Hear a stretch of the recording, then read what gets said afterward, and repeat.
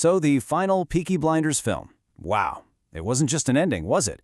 It was a bombshell that pretty much split the entire fan base right down the middle. Today, we're going to break down that controversial conclusion that has absolutely everyone talking, and ask what really happened to Tommy Shelby. Okay, let's just rip the Band-Aid off and dive right into the one massive spoiler that changes everything.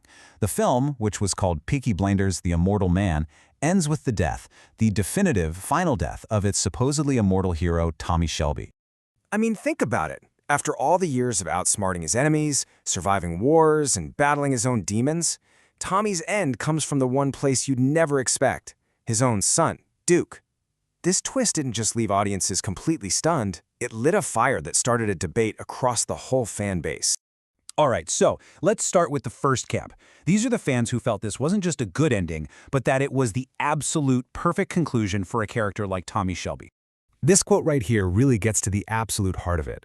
For the people who loved the ending, it wasn't about some big blaze of glory. It was about what they call a proper goodbye. You know, a quiet, powerful, and really reflective final moment for a man who was never, ever at peace. And that's exactly what his supporters pointed to. Look, it wasn't some huge, explosive finale. Instead, it was intimate, it was all about the character. They argued it was a powerful and thematically perfect way for Tommy, a man haunted by so much, to finally find some kind of rest. For this group, the symbolism was just everything.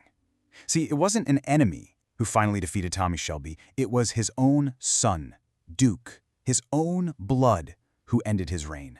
And get this, with a bullet engraved with Tommy's own name.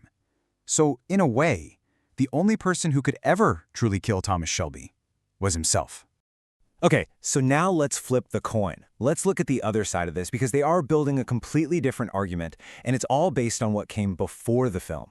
Because for a huge and, believe me, a very vocal part of the fan base, the film didn't feel like a conclusion at all.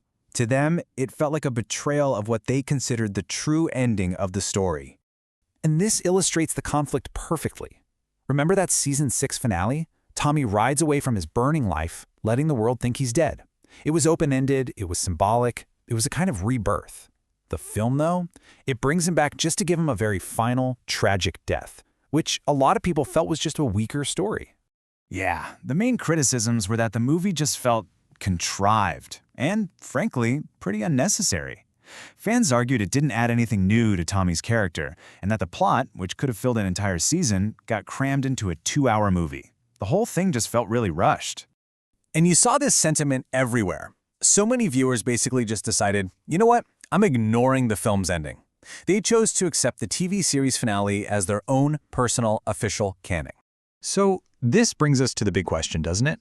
When you have two sides that are this passionate, this completely opposed, who's right? Who won the argument?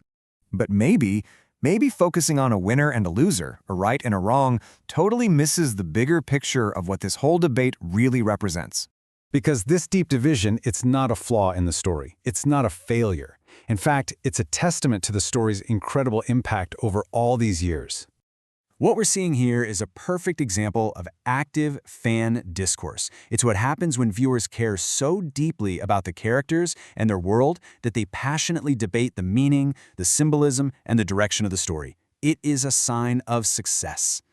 So here's the crucial point. Neither side is wrong.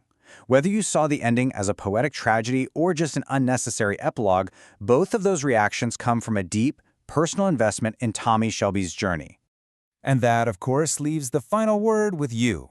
By order of the Peaky Blinders, the story is over, but the debate is very much alive. Was it a fitting end for a king who finally found peace, or was it a huge narrative misstep that undermined a better conclusion? The choice is yours.